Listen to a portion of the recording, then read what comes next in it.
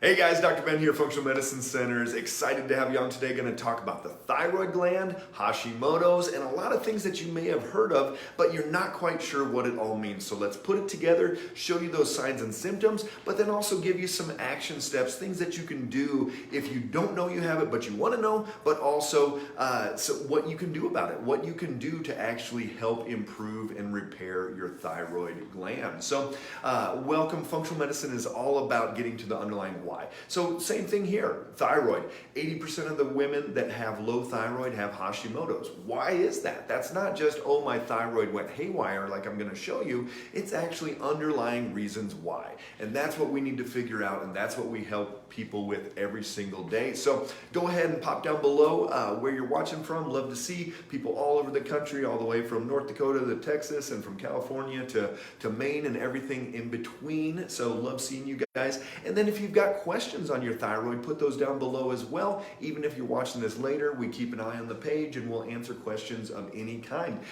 Anybody, give me a thumbs up if you have been tested for Hashimoto's, if you've had any of these markers run, anything tested out there, just to get an idea of where everybody's at. A lot of people have been told they have low thyroid, and there's over 20 million people that are on thyroid medication, thyroid hormone replacement therapy in this country. So a lot of people have been told they have a thyroid problem and they've been put on thyroid hormone, and the hope is that, and from the doctor, is that great, you take this levothyroxine, you take this Synthroid, this Nature Thyroid. Hey Sherry in Kansas, good to see you. You take this certain type of medication. There is no fixing of Hashimoto's with thyroid replacement hormone. And even if the thyroid is low, taking some hormones doesn't fix it. Kind of think about it this way.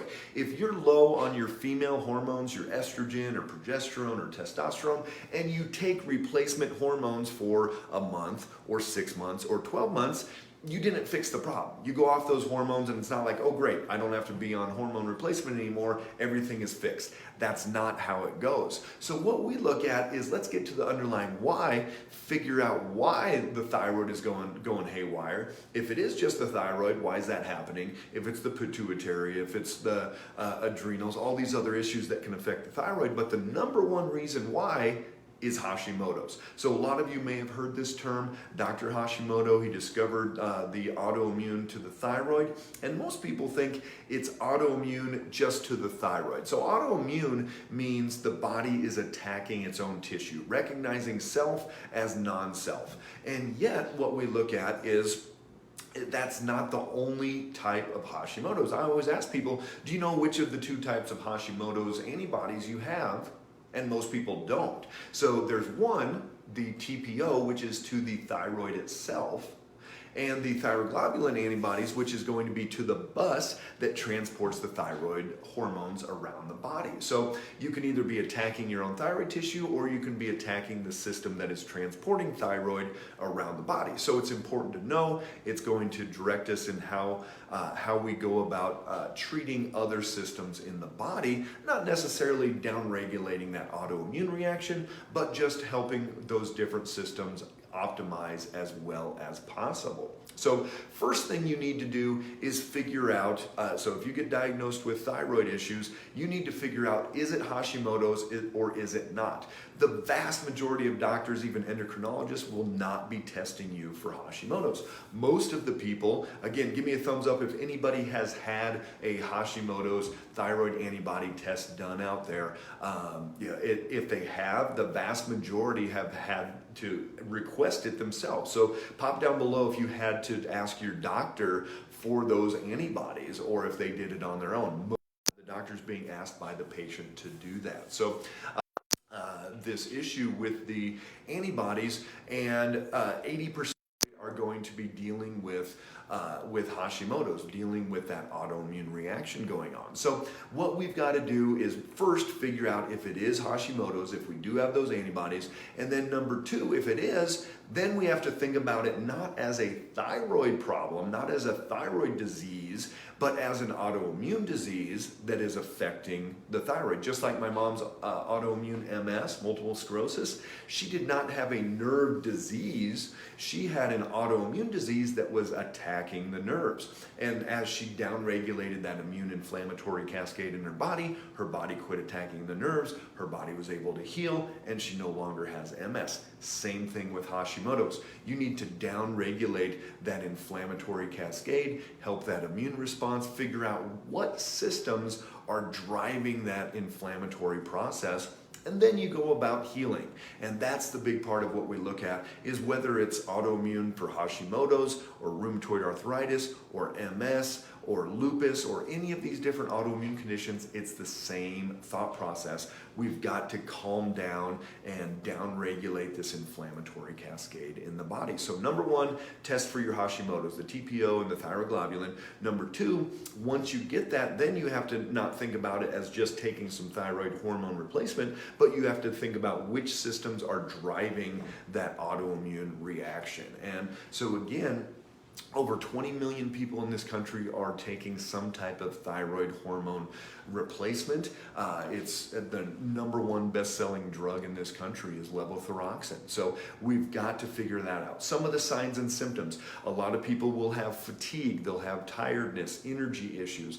That'll be a major sign of thyroid issues. They'll have weight gain or even unexplained weight gain. So they're eating the same way, exercising the same way, but they start gaining weight. They'll get cold easily. So not just hands and feet cold, but the whole body. The thyroid, remember, is like this metabolic improver. So it's going to rev up that metabolic state, going to get you into more of a almost thermostat, where it's going to turn up that furnace, and you're going to get more energy production there.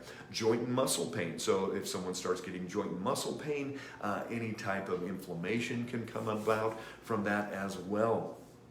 Their hair will be thinning. So if you're pulling out, or your husband's pulling out a big clump of hair out of the drain in the bathroom every day, that is a good sign that there's some thyroid issues as well. Irregular periods or even infertility is another sign of Hashimoto's. So if your cycles are not working like they're supposed to, then go ahead and check for these Hashimoto's antibodies.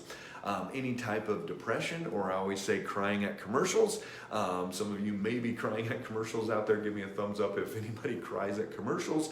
That emotional side is a big part of it as well. So these are some of the main symptoms that we're looking at. If you've got some of those, it doesn't mean that you have to have a thyroid issue. A lot of times people come in, and I've done many videos on this, where it's probably not your thyroid. So even though people come in and go, I think it's my thyroid, all these thyroid symptoms, I looked, and I think it's my thyroid, but then it's not. So there's other things that can contribute to these same symptoms, but we've got to figure out what those underlying imbalances are first, and then we can go through that process of healing. If somebody has one autoimmune condition, it is very likely they have another. In over 50% of the people that have one, they have multiple autoimmune conditions. So if you've got Hashimoto's, you're not just probably dealing with Hashimoto's, you're probably dealing with potentially lupus or other types of autoimmune reactions. So keep all this in mind as you start thinking about your thyroid, as you start thinking about your health. And next time you just take a pill, whether that's a thyroid hormone or female hormone or any other type of pill, think about, is this fixing the problem? And if it's not, you've got to take those steps to figure out what is going on. So make it a great day, everybody. If you've got any specific questions on Hashimoto's or thyroid, drop those down below, and we'll talk soon. Take care.